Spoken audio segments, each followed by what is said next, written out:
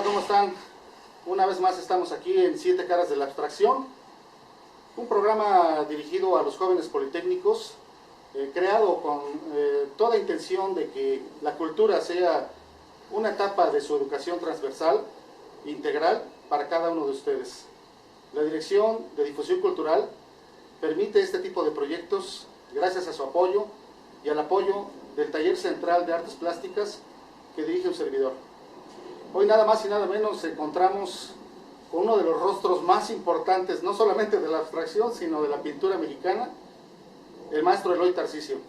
Pero como siempre, ustedes ya saben, me gusta mucho más que ellos mismos se presenten de inicio. Maestro, muchas gracias por estar con nosotros. Con un placer muy grande poder colaborar. Muchas gracias. ¿Quién es Eloy Tarcisio? Platícanos, maestro. Bueno, Eloy Tarcisio es un artista visual que se formó en la década de los 70. Entré a estudiar en el 73, luego terminé en el 78, pero ya no a donde empecé en Esmeralda. Luego fundamos el Centro de Investigación y Experimentación Plástica de Limba, el CIEP, y ahí terminé mis estudios de arte. Luego empecé a exhibir desde el 73, he estado exhibiendo mi obra en diferentes partes del mundo, tanto de una manera individual como de una manera colectiva, y algo que me ha hecho conocido ha sido mi obra efímera, de cualidades orgánicas, son materiales endémicos mexicanos, que tratan de hablar del pasado de México y el presente, tratando de integrar lo que es una cultura, el significado de los materiales que uso. Sí. Mi obra es de cualidades efímeras en esa línea, y algo también que ha hecho de alguna manera énfasis en mi perfil es el trabajo de interacción con la sociedad, en donde mi obra la realizo a partir de la colaboración y participación de una manera interdisciplinaria con otros artistas de otros géneros, de otros medios, y el producto redunda en una obra que tiene como huella toda la impronta de todos los procesos. Pues, por lo tanto, mi obra es procesual, se lleva a cabo a través de varios pasos, de varios momentos, de varias experiencias, y pues culmino con la experiencia de haber fundado el ex templo de Santa Teresa la Antigua como ex Teresa alternativo, y fui director de la Esmeralda, de la Escuela Nacional de Pintura, Escultura y Grabado, que depende de Limba durante un periodo de 4 años. Así es. Y he incursionado en esas líneas de las que menciono, que es la educación, que es la promoción y la producción de mi obra. En todas he tenido la suerte de poder colaborar con lo que es la cultura de México, y me siento muy contento de poder seguir produciendo obra y seguir planteando nuevas ideas dentro del contexto del arte. Muy bien, maestro, pues es una excelente presentación, pero creo que hay muchísimo más, ¿verdad? Todavía que decir de Eloy Tarcisio. Cuando el maestro nos habla de este carácter procesual, se refiere a que la obra tiene como un periodo de vida, o sea, comienza siendo un signo, un objeto, y se va transformando con el tiempo. Por ejemplo, el maestro utiliza materiales orgánicos para pintar, y esos materiales orgánicos con el tiempo se van degradando y se van convirtiendo en otro objeto en sí mismo, ¿no? Como si se transformara con el tiempo en un cambio de color, en un cambio de la misma forma, ¿no? que posee la pieza. Los jóvenes politécnicos, maestros, son jóvenes que se dedican a la tecnología, a las ciencias, ¿no? ¿Cómo se puede acercar un joven politécnico, un joven de esta comunidad, a su trabajo? ¿Qué es lo que debe de saber para poder entender el trabajo del maestro Eloy Tarcisio? Pues nada, simplemente pararse frente a ella, ¿no? Lo que hace la obra de Eloy Tarcisio es generar experiencias. La primera experiencia es la de la producción de la obra. Esa está ligada a la idea, ¿no? O sea, primero empiezo con la idea, y generalmente reflexiono mucho el pasado de México como algo constante que existe en nuestro ahora. Es decir, La época prehispánica enmarca muchos símbolos, signos, una cultura de la que sabemos muy poco, pero de la que tenemos una herencia muy grande genéticamente, Sí, claro. en donde venimos trayendo en nuestros haberes conquistas, guerras, luchas, y junto con ello una gran cantidad de saberes como son nuestra cultura, ¿no? Sabemos de nuestros dioses, de nuestros ancestros milenarios a través de lo que hemos venido escuchando, leyendo, interpretando. Y ese concepto de interpretación pues lo arrastro conmigo en ver qué es lo que fuimos y qué es lo que somos. Entonces allí hay algo muy importante, ¿no? Que es tratar de yo interpretar aquello que fuimos y tratar de enseñarlo en nuestro presente. Los materiales hablan más que lo que yo pueda decir de una manera, no sé, verbal, ¿no? Los materiales que uso son las pecas de maguey, los nopales, las tunas, el mole, que es producto ya de una mezcla, pero que de alguna manera es signado como mexicano, sí. y bueno, la pitaya, toda una serie de materiales que culturalmente se han ido integrando al mundo. El jitomate, por ejemplo, ¿no? Todo el mundo lo usa y su origen es totalmente mexicano. La Nochebuena también es una flor que se usa como símbolo de Nochebuena, es una flor mexicana y la usan en todo el mundo. Entonces sí, esos símbolos traen una carga de significado y traen una lectura en su contexto. Entonces ponerlo frente al espectador en el diseño de una pieza artística es lo que trato de hacer, para que hablen en su propia magnitud textual. Entonces el espectador, ¿qué hace? Pues vive la experiencia de la creación y luego vive la experiencia de la presencia frente a él, y luego ve su degradación, como tú dices, ve su proceso, y al final lo que queda, la huella que queda, se vuelve más permanente. Claro. Y bueno, tengo obras que hice como instalación a principios de los 80 y todavía guardan una gran presencia visual, claro, que puede ser admirada, que puede ser sentida y no sé, como leída en su máximo contenido.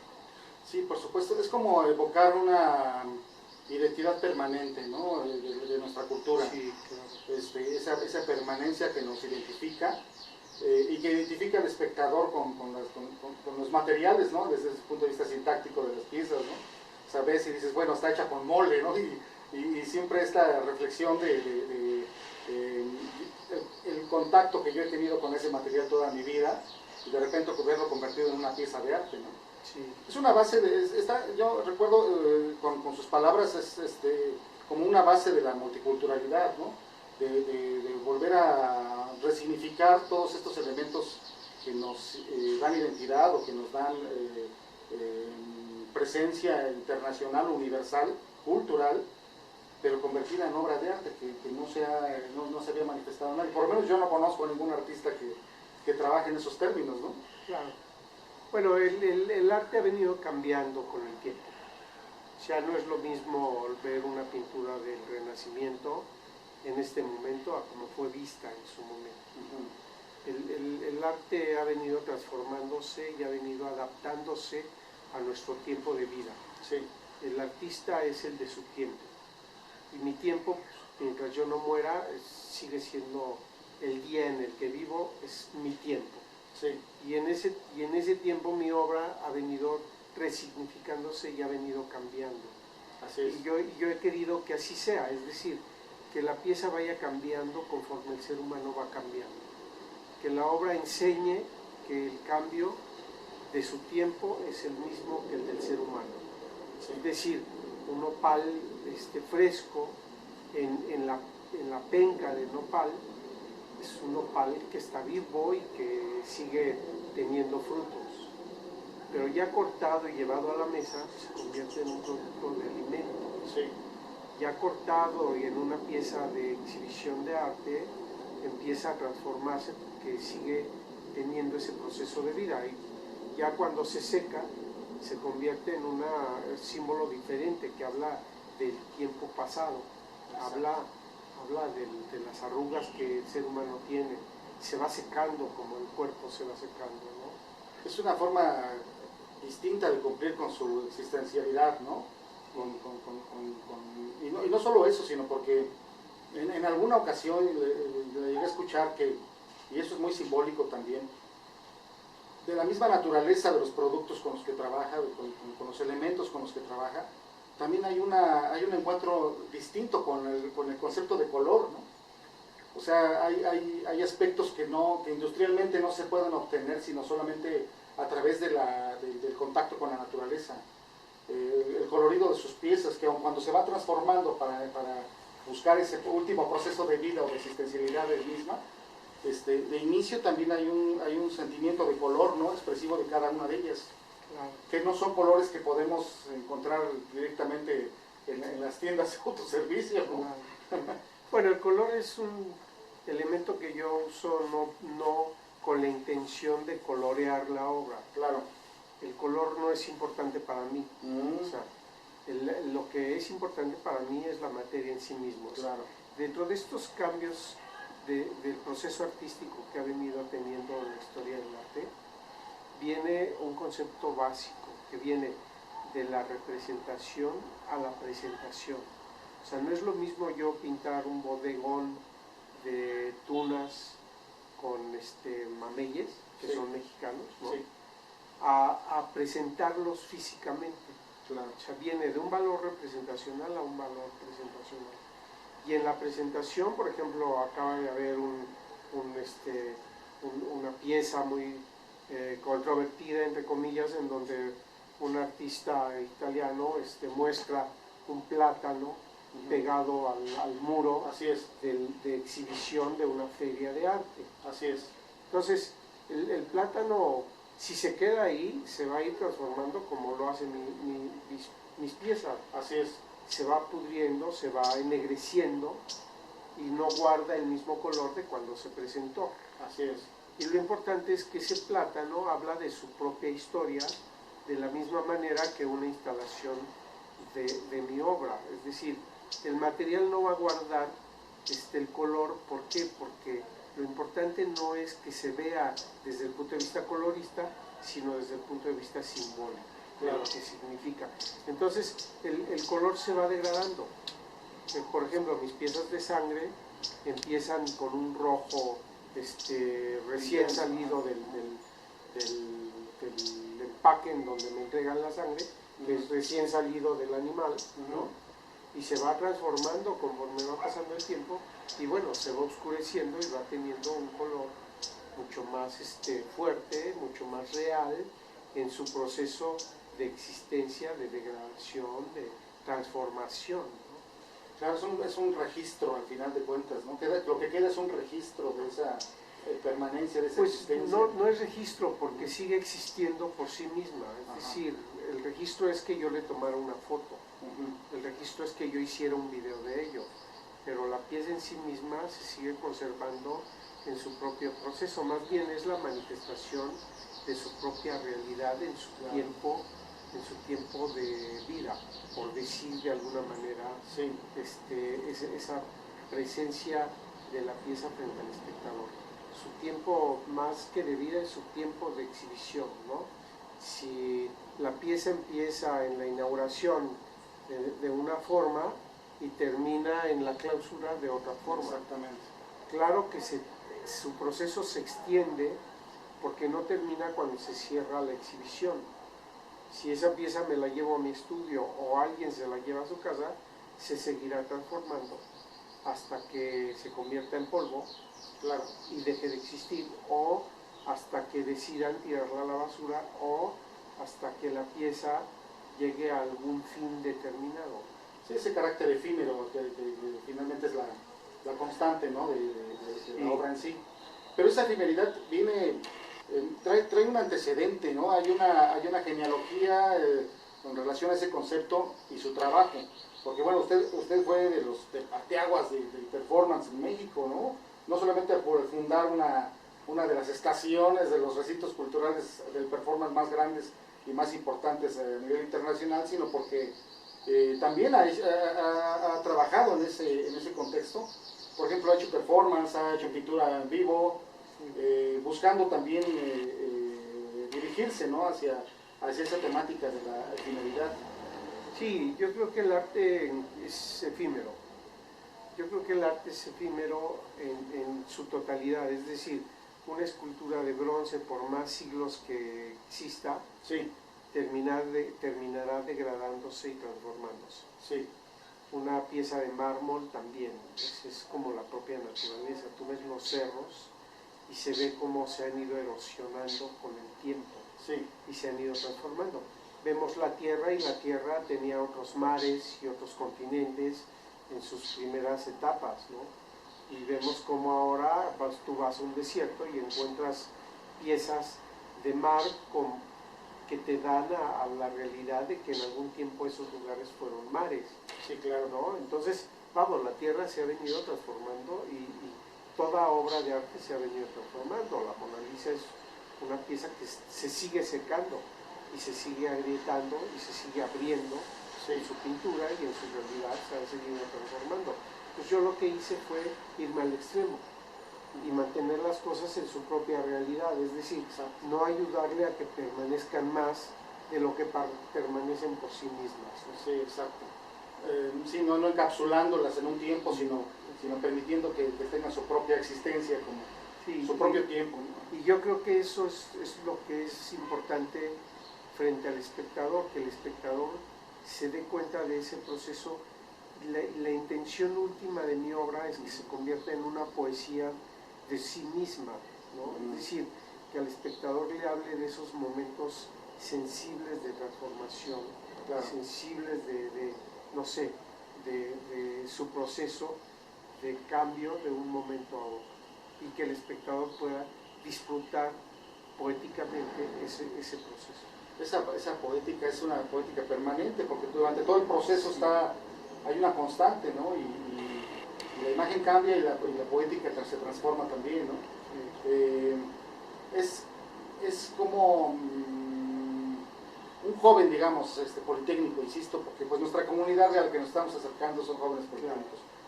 ¿Cómo ejercitarnos, cómo acercarnos a la experiencia estética? Yo no soy pintor, yo no soy artista, no tengo esa pretensión, pero me gustaría sentir o acercarme al trabajo del maestro Tarcisio haciendo una actividad lúdica. ¿Cómo invitaría usted a hacer una actividad lúdica? ¿Cómo se haría una actividad estética? Bueno, algo que he aprendido y que de alguna manera lo he platicado con algunos amigos artistas. Hay un amigo mío que ya murió, que Víctor Carranza, que era un gran diseñador, que platicábamos nuestras experiencias de percepción del entorno, y entonces él me hablaba de cómo las cosas que tú ves diario son iguales, y te dice no, o sea, no son iguales, son diferentes. O sea, yo no me canso de ver, ¿no? Ciertos edificios, ciertas calles, ciertos lugares. ¿Por qué? Porque siempre volteo hacia otro lado de donde estoy viendo. Entonces yo le hablaba de mis experiencias en el centro histórico, que es una zona que me fascina, que me maravilla caminar y observar, y es cierto, o sea, uno camina por lugares que ha caminado diario constantemente, y uno voltea y puede voltear uno a un lado de donde vio ayer, y siempre va a haber algo diferente, y siempre va a encontrar algo nuevo en esa misma cosa, ¿no? Claro. Y entonces ese es un acento que uno tiene que hacer, un ejercicio que uno tiene que hacer. Tiene uno que aprender a mirar las cosas desde un ángulo un poco diferente para percatarse de esa estética transformadora de un mismo objeto, ¿no? Así uno pone una fruta en la mesa en el aire libre y ve cómo el sol va pasando y ve cómo el objeto se va transformando en su iluminación, en su cuerpo, en su brillo, en su color. Entonces, lo que tiene que hacer un espectador, un politécnico, es empezar a sensibilizarse y empezar a entender y a mirar las cosas de una nueva manera para poder disfrutar y encontrar en el disfrute nuevos sentimientos y nuevas sensaciones. Entonces, sería maravilloso que hicieran ese ejercicio mirando, observando los objetos de su cotidianeidad y a las personas de su entorno con las que convive, con las que pasa vía senderos, y verá siempre algo diferente y algo formidable de aquellos que uno admira, de aquellos con los que uno tiene una relación. Y eso, no sé, enriquece, hace más profundo a uno y lo hace más sensible y lo hace más cercano al mundo que lo rodea. Jamás volverás a ver el entorno y el mundo de la forma en que lo viste antes, ¿no? Sí, se ve diferente y se ve, y vamos, enriquece. Digo, ahorita en pandemia, todos aquellos que no salen, si volteáramos un poquito hacia el lado que uno no percibe constantemente, si uno mirara su entorno, vamos, disfrutaría todas las cosas que tiene en su hábitat. Así es. No tendría que desesperarse demasiado, sino encontraría la parte poética de lo que lo envuelve, de lo que lo rodea, de aquello que está, no sé, cerca de él. Así es, yo creo que el Politécnico sería más sensible, se enriquecería y se convertiría en más humano si lograra tener una manera diferente, una nueva manera de ver las cosas que lo rodean. Muchísimas gracias, maestro. Así como pregunta, y esto porque tengo la curiosidad, ¿y si alguna vez ha hecho algún video o un registro del proceso de una de sus pinturas? No lo he hecho porque existe. Digo, tú ves la película esta de Zoo, de ¿cómo se llama? Te voy a dar la tarea que lo busques. Sí, está bien. Allí un corte y metes el claro. nombre. Pero es una película donde hay un par de gemelos que la trama habla de cómo van viendo cómo se va transformando su mamá, a la cual le van provocando ir cercenando partes del cuerpo, y uno es un veterinario en el zoológico y entonces empieza a filmar cómo se va transformando desde un pescado, una manzana, una cebra, un animal, y terminan ellos acostándose a tomar el registro de su transformación, de su proceso de transformación. Sí. O sea, esa parte de transformación, de la degradación del ser humano, está vista desde varios cineastas, desde varios artistas que ya lo han hecho, ¿no? Sí. Y yo creo que yo prefiero que la gente lo viva. Claro. Que la gente lo vea, lo viva, y digo, llevarse una obra mía ya transformada no quiere decir que no seguirse transformando. Exacto. Yo creo que es más interesante que ellos mismos, que el espectador mismo, que los politécnicos hagan esa experiencia. No, y sin duda esta duda científica la van a desarrollar, lo puedo asegurar. La van a estar observando, porque finalmente si algo tiene esta comunidad es una capacidad de entrega a toda clase de proyectos de este tipo, ¿no? De investigación, y seguramente estas palabras que nos recomienda de retomar el entorno, retomar la capacidad de aprender a observar lo que nos rodea, será un gran ejercicio para esta comunidad. Muchísimas gracias. Sí. Ha sido un placer estar con usted, maestro. No, un placer. Un saludo a los jóvenes politécnicos, maestro.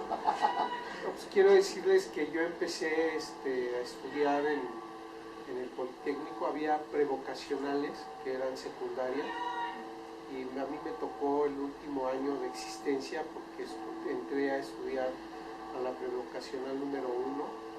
Era una secundaria que estaba por penitenciaría, creo que era, y esa prevocacional se cerró en el 68 por los movimientos estudiantiles, y quiero decirles que mi origen educativo empezó ahí, empezó en el 68 y lo cargo siempre, ¿no? El 2 de octubre no se olvida, acaba de pasar, así es. Y mis orígenes no se olvidan, ¿no?